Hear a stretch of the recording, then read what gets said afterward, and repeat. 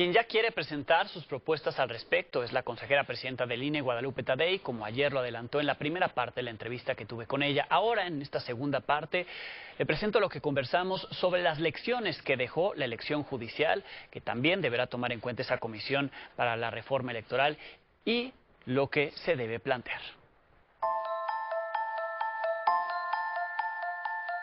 Voto popular. ¿Usted se sometería a un proceso de ese tipo? Lo que la reforma finalmente quede en acuerdo en la Cámara de Diputados y de Senadores será la que el Instituto Nacional tenga que asumir. ¿Pero usted saldría a pedir los votos de la ciudadanía? Personalmente.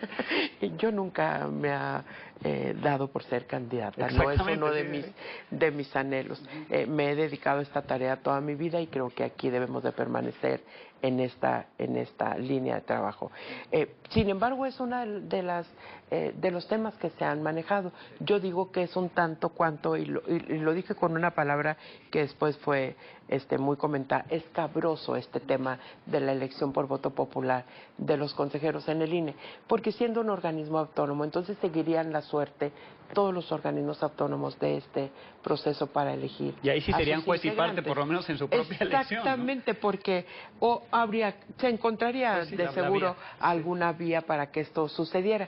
Pero creo que eso no soluciona en gran medida lo que quizá en algunos análisis se detecte como cosas por corregir en el instituto. Después de la elección hubo muchas críticas hacia el INE por la parte de los acordeones, el seguimiento al recurso, si esas candidaturas estuvieron o no amañadas y demás. ¿Qué tanto podía hacer el INE y qué tanto hizo al respecto de, pues, en un proceso que era inédito, pero que sí se pudo y que no se pudo hacer? En esto de los acordeones, la búsqueda del instituto es quién los hace, quién los distribuye, y después vendrá el tema de cómo impactan en la campaña.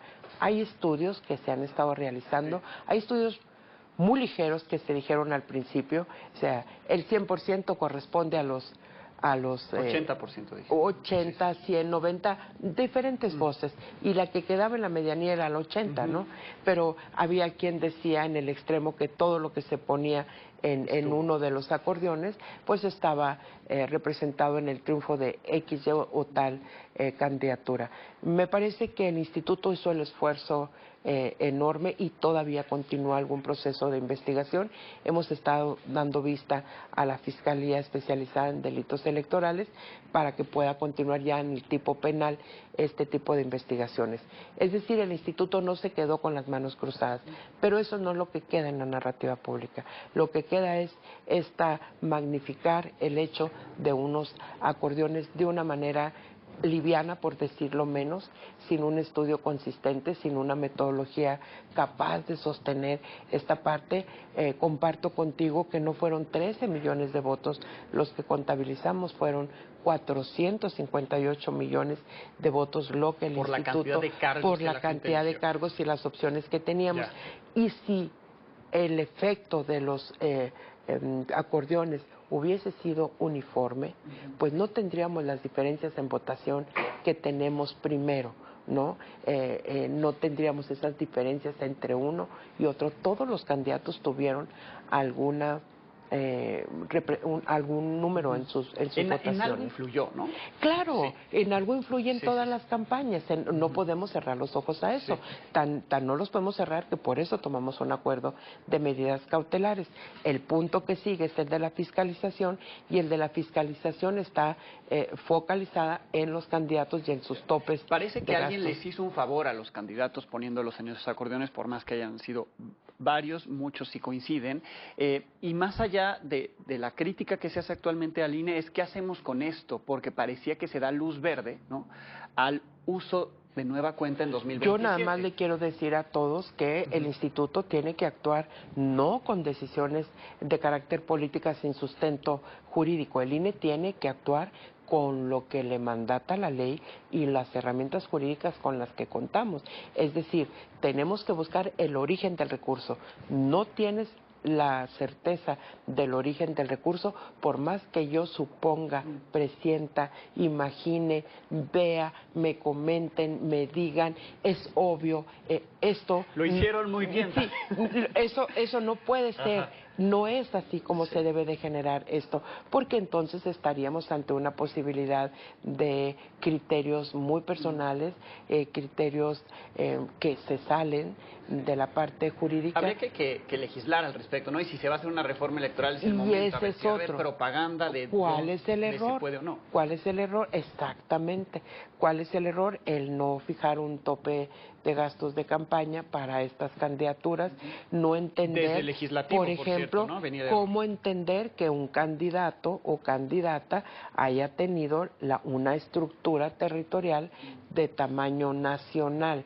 No estamos hablando de un partido político que cuenta con estructuras y que hace uso de las mismas y que además es su objetivo, su fin, el alcanzar el poder político de nuestro país. Estábamos hablando de otra circunstancia. Sí. Estos son los aprendizajes. La calidad del proceso fue muy alto.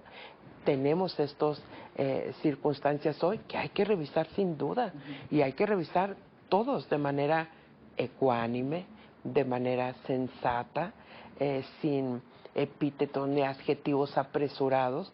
Yo creo que hay que verlo en la dimensión que tuvo y el efecto y el beneficio para el propio sistema electoral. No es el beneficio para X o Y, una parte u otra que estén en contienda en este momento, que sean posturas encontradas. Es el beneficio para el propio sistema electoral que garantice a unos y a otros que se actúa con respeto. Cuando en el Consejo General se planteó declarar la no validez de la elección, la noté muy molesta. ¿Hacia dónde venía la molestia? ¿De que venía la crítica desde adentro? ¿Hacia una imagen del instituto hacia afuera? Siempre te mueve un poquito que hayas venido trabajando por semanas en todo el colegiado.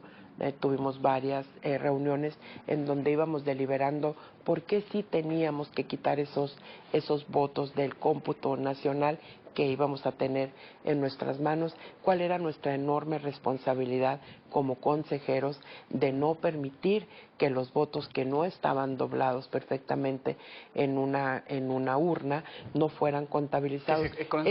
Las planchados, ¿no? Sí, esto fue una deliberación de días entre todos los consejeros y llegamos a un acuerdo entonces de omitir, fueron más de 3 millones de votos los que quitamos. No era un tema menor, ¿no? Y aparte, primera vez que el instituto decide hacer a un lado y no dejar para después esa investigación, porque forma parte de nuestro trabajo.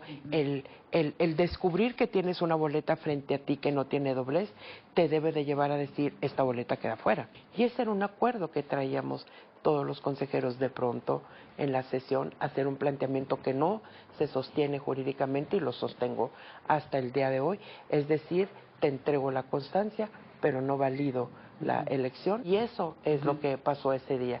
Por lo tanto, yo no podía aprobar ni por asomo esa parte que era totalmente incorrecta y jurídicamente no sostenible. Entramos en este proceso entonces de una reforma electoral, pero además viene el reto del 2027, un proceso electoral que inicia en el 2026. ¿No es como distraer la atención en lugar de que se corrijan las cosas? No sé, el llamado que ustedes puedan hacer desde el INE, corregir de la elección judicial cosas que a lo mejor ahí quedaron en vacío, garantizar, ¿no?, los recursos suficientes para una elección federal que tan eso es grande. Justamente lo que tendríamos que hacer al participar en estas mesas. Este tipo de análisis es muy propio y deberán de ser. Entonces, ¿quién lleva estas voces? Pues bueno, el instituto es un elemento fundamental. Y a diferencia de lo que pasó la primera vez que se presentó una iniciativa en el sexenio pasado, cuando el INE se veía como adversario, ¿no? O al menos algunos integrantes del Consejo General se veían como adversarios del gobierno, así lo dijo el propio presidente López Obrador. Ahora parece que el INE no es el adversario de quien gobierna, ¿no? No, el INE nunca debe de ser el adversario, el INE debe de ser el que ponga los elementos de análisis correctos o que considera el INE no es para ser adversario de nada. Me regreso porque quizá las palabras luego se desvirtúan. El INE está al servicio de todo el país. El INE es de México, no es de un grupo, no es de otro grupo. El INE, con quien esté en el poder, debe de ser capaz de garantizar un proceso electoral que se respete, que dé tranquilidad y credibilidad a los propios resultados. El INE no es enemigo de nadie, el INE es amigo de todas las voces.